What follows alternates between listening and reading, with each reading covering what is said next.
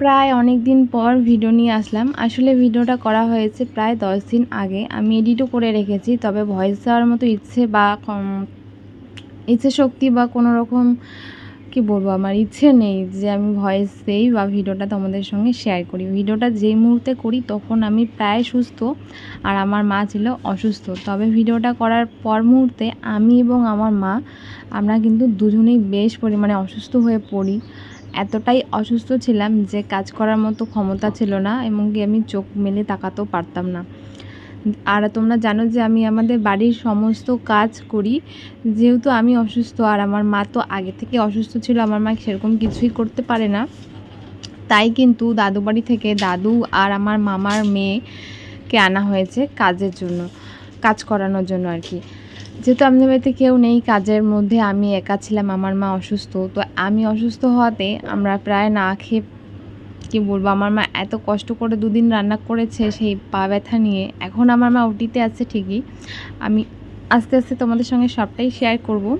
যেহেতু এটা পরের ভিডিও, তাই আমি এই ভিডিওতে কিছু বলতে চাচ্ছি না, নতুন ভিডিওতে সমস্ত কিছু তোমাদের সঙ্গে শেয়ার করব।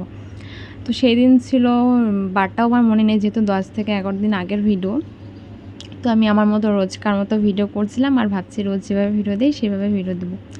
তারপরে শিলিগুড়ি গিয়েছিলাম মায়ের চেক আপের জন্য, যেহেতু মায়ের ওটি ছিল। তো ওটির আগে বিভিন্ন রকমের টেস্ট করানো হয়, তো সেইগুলোর জন্য আমি এবং বাবা দুজন মিলে মাকে নিয়ে শিলিগুড়ি যাই। তো সেখানে গিয়ে মায়ের একটা প্রবলেম ছিল, সেটা শরীরে মায়ের অনেক অ্যালার্জি ছিল, র্যাশ ছিল। তো যার কারণে ওটিটা ক্যান্সেল হয়ে যায়। সেদিন আমরা সেই প্রিপারেশন নিয়ে গিয়েছিলাম যে সেদিন মাকে অ্যাডমিট করে ওখানে কিন্তু ওটি করানো হবে। তো তারপর মায়ের যেহেতু অনেক র্যাশ অ্যালার্জির প্রবলেম ছিল, যার কারণে ওটি হয়নি। সেটার কারণটা ওরা হয়, ডক্টরগুলো ভালো জানবে, স্যালাইন চলবে, সেলাই জোড়া নিতে চাইবে না, তার জন্য কিন্তু ওটিটা ক্যান্সেল করানো হয়। আর তখন মাকে 5 দিনের ওষুধ দেওয়া হয়েছিল, যে 5 দিন খেয়ে তারপর কিন্তু ওটির ডেট হবে। সেদিন আমরা বাড়ি আসি, বাড়ি এসে তারপরের দিন, যেহেতু এখন তোমরা জানোই সবার অন্নপূর্ণা ভাণ্ডারের কাজ চলছে, আর আমরা কিন্তু সেই দিকে একদমই নেই, আমাদের সেগুলো বাড়িতে কোনো গল্প নেই। আমাদের যেহেতু বাড়িতে পেশেন্ট আছে, তাই আমাদের সেগুলো গল্প নেই। আমরা কবে ডাক্তার দেখাবো বা কবে, এরকম ধরনেরই কথাবার্তা চলছিল। তারপরে হঠাৎ করে মনে হলো যে মা, তোমার তো আর 5 দিন আছে ওটির, তো চলো একদিন গিয়ে পোস্ট অফিস, আমাদের এখান থেকে খুবই কাছে, আধার লিঙ্কটা করিয়ে আনি। তো মাকে নিয়ে আমি পোস্ট অফিস যাই আধার লিঙ্ক করাতে। সেখান থেকে বাড়ি এসে আমার এত শরীর খারাপ করে, এতটাই শরীর খারাপ করে যে আমি চোখ খুলে তাকানোর মতো ক্ষমতাই ছিলাম না। একদিন ফোনটাও আমার কাছে ছিল না। বাড়িতে প্রায় সিরিয়াস অবস্থায় 3 দিন পড়ে থাকার পর, যেহেতু মার ওটি 5 দিনের মধ্যে আমাকে সুস্থ হতে হবে, তারপর আমাকে কিন্তু আমাদের যে এখানে সরকারি হাসপাতাল আছে 10তলা, জলপাইগুড়ি 10তলা, সেখানে অ্যাডমিশন করানো হয় আমাকে। তো সেখানে আমি 2 দিন থাকার পর মোটামুটি সুস্থ হয়ে বাড়ি আসি। বাড়ি এসে বাড়িতে একটা দিন রেস্ট নিয়ে আবার মাকে নিয়ে শিলিগুড়ি যাই মাকে অ্যাডমিশন করানো, যেহেতু মায়ের ওটির ডেট ছিল। ওটির ডেট ছিল 10 তারিখ, আমার কারণে একদিন পিছিয়ে যায়, ডক্টরের কারণে একদিন পিছিয়ে যায়, মানে 12 তারিখে মাকে ওটি করানো হয়েছে। আর আজকে মনে হয় 13 তারিখ, আমি ভিডিওটা পোস্ট করব 13 তারিখে। তো যাকে মা এখন ভালো আছে, আর কি হয়েছে না হয়েছে সবটাই আস্তে আস্তে তোমাদেরকে বলবো। তো চলো, আমি জামা কাপড় কেচে কুচে দিয়েছিলাম, তখন তো বেশ সুস্থ ছিলাম। আর আমি যদি সুস্থ থাকি তাহলে আমাদের বাড়ি যত কাজ আছে আমি সব একা করতে পারবো, সেরকম কারোর কোনো প্রয়োজন হয় না। কিন্তু আমার এতটাই অসুস্থ, মানে তোমরা জানো যে আমি জল এনে তারপরে আমরা জল খাই, আমাদের বাড়িতে জলটাও থাকে না, খাওয়ার জলটা, সেটা আনারও লোক ছিল না। আমি ভয়েসটা দিচ্ছি অনেক সকালবেলা, আর আমাদের বাড়ির পাশ দিয়ে যাচ্ছে আমের দোকান, যার জন্য হয়তো বা শুনতে পাচ্ছ তোমরা।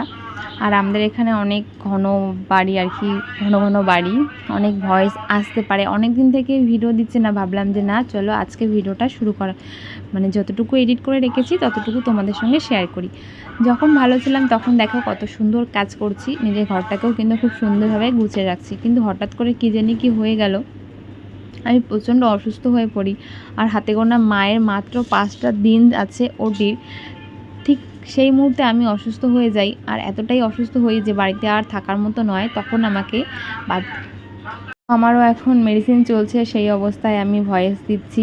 আর কি বলবো, কোনো রকম সেরকম ইচ্ছে ছিল না যে ভয়েস দেই বা ভিডিওটা তোমাদের সঙ্গে শেয়ার করি। যেহেতু অনেক দিন ধরে ভিডিওটা গ্যালারিতে পড়েছিল, তাই ভাবলাম যে না, তোমাদের সঙ্গে ভিডিওটা শেয়ার করা যেতেই পারে। তো আমি কিন্তু ঘরটা সুন্দরভাবে ঝাড়ঝুড় দিয়ে দিয়েছিলাম, আর এখন একটুখানি টুকটাক গুছিয়ে নেব। এখানে যেহেতু বিল্লিগুলো আমাদের শুয়ে থাকে, তো সেইগুলো একটুখানি আগে থেকেই তো গুছিয়ে রেখেছি, শুধু একটু টাচ আপ দিচ্ছি, টুকটাক গুছিয়ে রাখছি। আর আজকে অনেক দিন পর আমি উঠোনটাও ঝাড় দিচ্ছি। দেখো মা গুটি গুটি পায়ে কিন্তু হাঁটছে, আর মায়ের একদমই হাঁটা চলা বারণ, তবুও মা নিজের প্রয়োজনীয় কাজটুকু তো হেঁটে করতেই হবে, সেইগুলোই করছে। যবে মা বাড়ি আসবে তবে মাকে পুরো বেড রেস্ট দিতে হবে, আরও 6 মাসের মতো বা অনেক দিনও হয়তো বা মাকে কোনো রকম কোনো কাজ করানো দেওয়া যাবে না বা দিতে পারবো না আমরা। তো চলো আমি বাড়িঘরগুলো ভালো মতো ঝাড় দিয়ে নিই। আর কিন্তু আমার প্রায় কাজ শেষের দিকে, সকাল থেকে অনেক কাজকর্ম করেছি। আর আজকে বাবা বাড়িতে ছিল, তাই বাবা, তখন আমরা ভালোই ছিলাম, তখনকার কথা বলছি। তখন বাবা শাক নিয়ে এসেছিলো, আর মায়ের যেহেতু ওটির পর সেরকম কিছুই খাওয়া হবে না, তাই মায়ের পছন্দ শাক এগুলোই আনা হচ্ছিলো। তো এখন এগুলোই দিচ্ছি, রান্না করব। আর এদিকে বাবা কিন্তু লাল শাক নিয়ে এসেছে, তো এখন লাল শাকটা রান্না করব। আর চিকেন এনেছিল, তো সেটা রান্না করব। আর তারপরে কিন্তু তারপরের দিন ডাঁটা শাকটা রান্না করব। তো আমি কিন্তু তাড়াতাড়ি করে চিকেনটাও রান্না করে ফেলি। তখন আমি কিন্তু সুস্থই ছিলাম, বারবার বলছি, আর অসুস্থ হওয়ার পর ভয়েসটা দিচ্ছি। বাবা এদিকে লেবু এনেছে, পেঁয়াজ, কাঁচা লঙ্কা, যা যা ঘরে ছিল না সেগুলো নিয়ে এসেছে। আর আমি এখন টাটকা টাটকা শাকগুলো দেখে আর লোভ সামলাতে পারলাম না, তো তখনই কিন্তু আমি কেটে কুটে রান্না করছি। আর কিন্তু করেছি চিকেন। অনেকদিন থেকেই চিকেন খেতে ইচ্ছে করছিল, তাই বাবাকে বলেছিলাম একটু চিকেন আনতে, তো একটুখানি এনেছে আমার আর বাবার জন্য। মা তো খুব একটা খেতে ভালোবাসে না। আর চিকেনটা রান্না তোমাদের সঙ্গে শেয়ার করিনি, এখন করব শাক রান্না। আর এদিকে আমরা বসিয়ে দিয়েছি আমাদের টমির জন্য চিকেন সেদ্ধ। এদিকে ভাত করব। রান্নাবান্না প্রায় কমপ্লিট। আমি চিকেনটা আগে করে রেখেছিলাম। এদিকে বিল্লিগুলো প্রচণ্ড অত্যাচার করছে মাংস দেখে, ওরা অনেকদিন ধরেই মাংস খায় না, মাছ দিয়েই ভাত খাচ্ছে। চলো শাকটা রান্না করি। আমি না শাকে একটু তেলটা বেশি দিয়েছি, যাতে শাকটা রান্না করার পর একটু তেল তেল ভাব থাকে, আর সেটা দিয়ে ভাত মেখে খেতে না আমার দারুণ লাগে, তাই আমি তেলটা একটু বেশি দিই। তো চলো আজকের ভিডিওটা এখানে শেষ করছি। তোমাদের সবাইকে গুড নাইট।